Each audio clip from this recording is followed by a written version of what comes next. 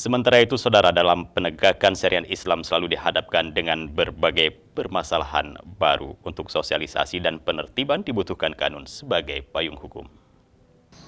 Supaya terproteksinya yang harus informasi yang tidak. Kepala Dinas Syariat Islam Kabupaten Aceh Besar Tengku Rusdi menyebutkan dalam penegakan syariat Islam selalu dihadapkan pada berbagai permasalahan baru sesuai dengan perkembangan seperti masalah game online. Dalam menangani hal ini setelah keluar fatwa Majelis Ulama, selanjutnya dibutuhkan kanun sebagai payung hukum dalam upaya sosialisasi sehingga penertiban dan penegakan hukum. Kita bikin kanun lagi berdasarkan dasarnya adalah fatwa tadi.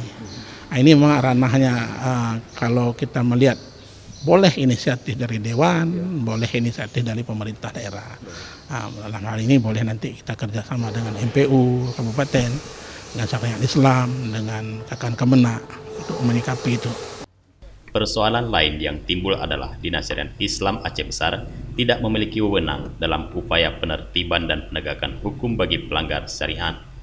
Kepala Bidang Bina Hukum dan Pengawasan Dinas Syariat Islam Ustadz Zaini menyebutkan pelaksanaan penegakan syariat Islam akan lebih optimal terlaksana dengan dukungan kebijakan jika Wilayatul Hizbah atau WH kembali di bawah Dinas Syariat Islam.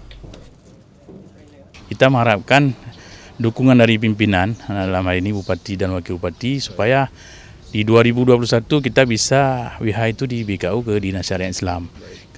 Tapi yang persoalannya memang anggarannya memang terbatas, tapi kita tidak terpaku pada anggaran.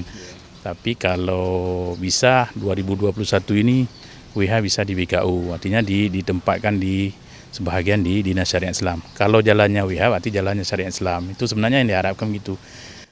Ustadz Zaini menyampaikan saat ini sudah dilakukan penambahan dan sangat diharapkan pada tahun 2021 WH sudah kembali berada di bawah Dinas Syariat Islam Kabupaten Aceh Besar. Dari Aceh Besar, Tim Liputan Aceh TV melaporkan.